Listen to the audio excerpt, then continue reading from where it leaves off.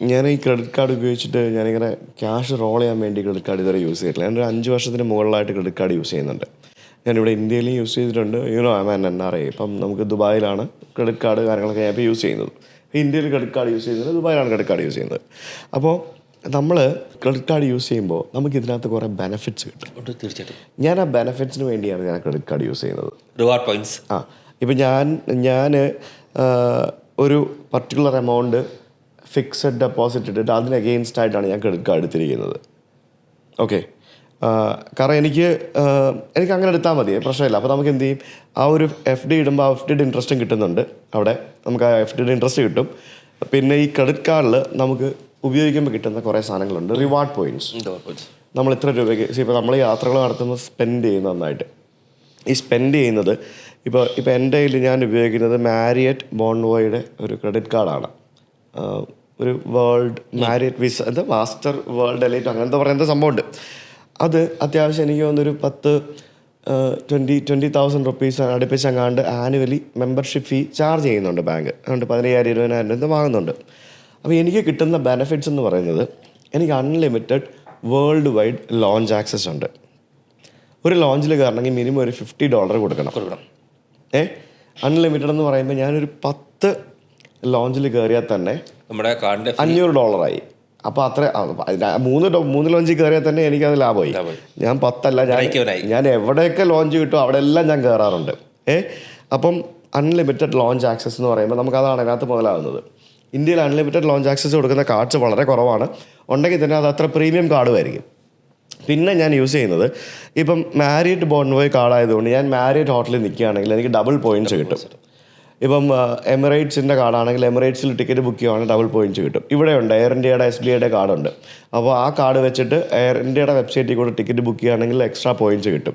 അതേപോലെ BPCL issue ചെയ്യുന്ന കാർഡുണ്ട്. അത് വെച്ച് ഭാരത് പെട്രോളത്തിൻ്റെ പമ്പിൽ നിന്ന് ഡീസൽ അടിക്കുകയാണെങ്കിൽ എക്സ്ട്രാ പോയിൻറ്റ്സ് കിട്ടും. എന്ന് പറയുന്ന പോലെ ഈ കാർഡിൽ പലതരത്തിലുള്ള കസ്റ്റമൈസേഷൻസ് ഉണ്ട്. അപ്പോൾ നിങ്ങൾ ഏറ്റവും കൂടുതൽ സ്പെൻഡിങ് എവിടെയാണോ അതനുസരിച്ചുള്ള കാർഡ് വാങ്ങുകയാണെങ്കിൽ നിങ്ങൾക്ക് ഈ റിവാർഡ് പോയിൻറ്റ്സ് കിട്ടും. ഇനി ഈ റിവാർഡ് പോയിൻറ്റ്സ് വെച്ചിട്ട് നമുക്ക് ഫ്രീ ആയിട്ട് താമസിക്കാൻ പറ്റും. ഒരു കാര്യം ആഡ് ചെയ്തോട്ടെ, പലരും ഇന്നത്തെ സുജിത്ത് പറഞ്ഞത് വളരെ വാലിഡ് ആയിട്ടുള്ള പോയിന്റാണ്. ഡിഫറെൻറ്റ് ടൈപ്പ് ഓഫ് കാർഡ്സ് ഉണ്ട്. ലൈഫ് സ്റ്റൈൽ കാർഡ്സ്, ഇല്ലെങ്കിൽ ട്രാവൽ കാർഡ്സ്. അപ്പം നമുക്ക് ചില ആൾക്കാരുടെ വിചാരമുണ്ട് നമുക്ക് ഏറ്റവും ടോപ്പ് മോസ്റ്റ് കാർഡ് അങ്ങ് വാങ്ങിയേക്കാൻ നോക്കാം. ആക്ച്വലി അതല്ല അതിന് വേണ്ടത്. You just go through the bank website. നിങ്ങൾ ഏത് ബാങ്കാണോ നിങ്ങൾ ക്രെഡിറ്റ് കാർഡ് സെലക്ട് ചെയ്യാൻ ഉദ്ദേശിക്കുന്നത് ആ ബാങ്കിൽ പോവുക. ഡിഫറെൻറ്റ് ടൈപ്സ് ഓഫ് കാർഡ്സ് നിങ്ങൾ നോക്കുക. Which one suits you better. For example സുജിത്തിനെ സംബന്ധിച്ച് ട്രാവൽ ബേസ്ഡ് കാർഡ് ആയിരിക്കും മാക്സിമം യൂട്ടിലൈസേഷൻ. അതേസമയം ഫ്രീ ഗ്രോസറീസ് ഇല്ലെങ്കിൽ കിട്ടുന്ന ഒരു കാർഡ് വെച്ച് കഴിഞ്ഞാൽ സുജിത്തിനെ വാങ്ങിച്ചു കഴിഞ്ഞാൽ ഇറ്റ്സ് എ മിയർ വേസ്റ്റ് എന്നാണ് ഞാൻ പറയത്തുള്ളൂ. കാരണം സുജിത്തിനെ ആ ഫുൾ പർപ്പസ് യൂട്ടിലൈസ് ചെയ്യാൻ പറ്റത്തില്ല. അതെ. അപ്പോൾ ഇതിനകത്ത് ഞാൻ പറഞ്ഞു വന്നത്, അപ്പോൾ ഈ ഒരു ഓപ്ഷൻ ഇപ്പം എനിക്ക് എന്താണ്, എനിക്കൊരു 20,000 പോയിൻറ്റ്സ് റിഡീം ചെയ്യുവാണെങ്കിൽ എനിക്കൊരു ദിവസം മാരിയറ്റിൻ്റെ ഹോട്ടലിൽ ഫ്രീ ആയിട്ട് താമസിക്കാം. എന്ന് പറഞ്ഞാൽ ഏകദേശം 10,000 അല്ലെങ്കിൽ 15,000 വർത്ത് റൂം ആയിരിക്കും അത്.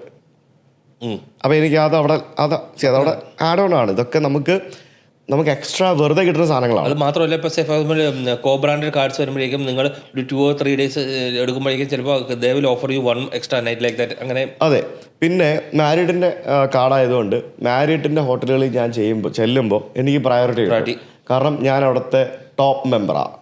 ഞാനവിടെ താമസിച്ചിട്ടല്ല, കാർഡ് ഉള്ളതുകൊണ്ട് ഞാൻ ടോപ്പ് മെമ്പർ ആയതാണ്. അപ്പോൾ അവരെനിക്ക് ലേറ്റ് ചെക്കൗട്ട് തരും, ഫ്രീ ബ്രേക്ക്ഫാസ്റ്റ് തരും. അതൊക്കെ നമുക്ക് അഡീഷണലി കിട്ടുന്ന പേർക്സാണ്. അതൊന്നും ബാങ്ക് തരുന്നതല്ല, അത് നമ്മൾ ക്രെഡിറ്റ് കാർഡ് ഉപയോഗിക്കുന്നതുകൊണ്ട് മാത്രം കിട്ടുന്ന സാധനങ്ങളാണ്. പിന്നെ എനിക്ക് ഏറ്റവും കൂടുതൽ ഉപകാരപ്രദമായ സാധനം, എൻ്റെ കാർഡിന് ട്രാവൽ ഇൻഷുറൻസ് ഉണ്ട്. എനിക്ക് വേറെ ഇൻഷുറൻസ് എടുക്കണ്ട. ഞാൻ എവിടെയെങ്കിലും പോയിട്ട് എനിക്ക് എന്തെങ്കിലും പറ്റിയാലോ, മെഡിക്കൽ പ്രോബ്ലംസ് ഉണ്ടായാലോ, എൻ്റെ ഫ്ലൈറ്റ് ഡിലേ ആയാലോ, എൻ്റെ ഫ്ലൈറ്റ് ക്യാൻസൽ ആയാലോ, ലഗേജ് മിസ്സായാലോ കാശ് കിട്ടും. ഇന്ത്യയിലുള്ള ട്രാവൽ ഇൻഷുറൻസ് കമ്പനികളെല്ലാം ഉഡായിപ്പാണ്. ഉഡായിപ്പ് എന്ന് പറഞ്ഞാൽ നമ്പർ 1 ഉഡായിപ്പുകളാണ് ഞാൻ പറയുന്നത്. കാരണം എനിക്കറിയാം, ഞാനിവിടെ കെയർ എന്ന് പറഞ്ഞൊരു ട്രാവൽ ഇൻഷുറൻസ് എടുത്തിട്ടുണ്ട്. ഇതുപോലൊരു ലോക ഉഡായിപ്പ് ഇൻഷുറൻസ് കമ്പനി വേറെ ഇല്ല. ഞാൻ കഴിഞ്ഞ 3 വർഷത്തോളമായിട്ട് എടുത്തിട്ടുള്ള.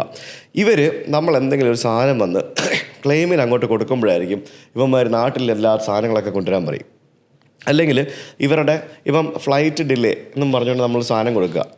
അപ്പം മിനിമം 4 hours ഡിലേ ഉണ്ടാവണം എന്നുള്ളതാണ് ഒരു സ്റ്റാൻഡേർഡ് ഒരു ട്രാവൽ ഇൻഷുറൻസ് കമ്പനിയുടെ ഒരു പ്രോട്ടോക്കോൾ.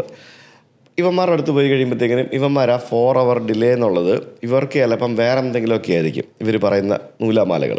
100 കൂട്ടം ഇത് ഇവരുടെ റൂൾസ് ആൻഡ് റെഗുലേഷൻസ് വരുമ്പോഴായിരിക്കും ഇതിനകത്ത് 100 കൂട്ടം പ്രശ്നങ്ങൾ വരുന്നത്.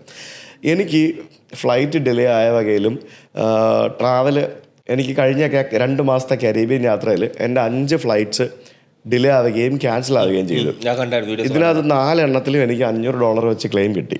നമ്മുടെ സൈക്ലോണിന്റെ സമയത്താണ് ഈ 4 എണ്ണത്തിൽ എനിക്ക് $500 വെച്ച് ക്ലെയിം കിട്ടി. ഒരെണ്ണം ക്ലെയിം റിജക്റ്റ് ചെയ്യാൻ കാരണം ഫ്ലൈറ്റ് ക്യാൻസൽ ചെയ്ത് നിങ്ങളെ നേരത്തെ ഇൻഫോം ചെയ്തിരുന്നു, അത് നെക്സ്റ്റ് ഡേയിലേക്ക് അവർ തന്നെ മാറ്റി തന്നു.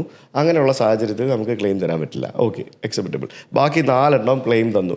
ഈ ക്ലെയിം എന്ന് പറയുന്നത് നമ്മൾ അപ്ലൈ ചെയ്തിട്ട് അപ്പോൾ അവർക്ക് കുറച്ച് സെറ്റ് ഓഫ് ഡോക്യുമെൻറ്റ്സ് ഉണ്ട്. ബോർഡിംഗ് പാസ് വേണം, പിന്നെ എയർലൈൻ്റെ ഭാഗത്തു നിന്നൊരു ലെറ്റർ വേണം, പിന്നെ ടിക്കറ്റ് ബുക്ക് ചെയ്തതിൻ്റെ സ്റ്റേറ്റ്മെൻറ്റ് കാണിക്കണം, ടിക്കറ്റ് ഇൻവോയ്സും കൊടുക്കണം. ഈ 4 ഡോക്യുമെൻ്റ് മതി. ഇത് ഇത്രയും കൊടുത്തു കഴിഞ്ഞാൽ ഒരാഴ്ചയ്ക്കുള്ളിൽ അക്കൗണ്ടിൽ പൈസ വരും. ഇവിടെയാണെങ്കിൽ 100 കൂട്ടവന്മാരിട്ട് നടത്തും. ഇവിടെയുള്ള എല്ലാ ഇൻഷുറൻസ് കമ്പനികളും, പ്രത്യേകിച്ച് ട്രാവൽ ഇൻഷുറൻസ് കമ്പനികളും മിക്കതും ഫ്രോഡുകളാണ്.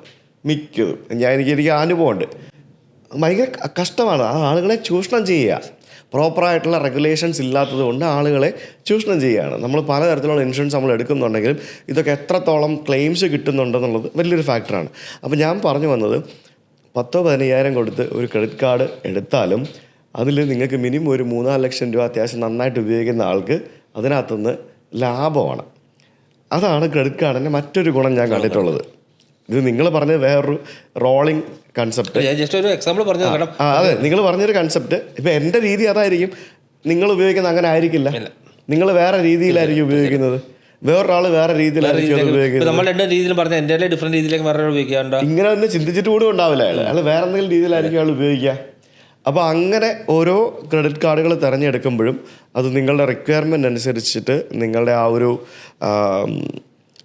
ഇത് നോക്കിയിട്ട് ക്രെഡിറ്റ് കാർഡ് തിരഞ്ഞെടുക്കാൻ ശ്രമിക്കുക.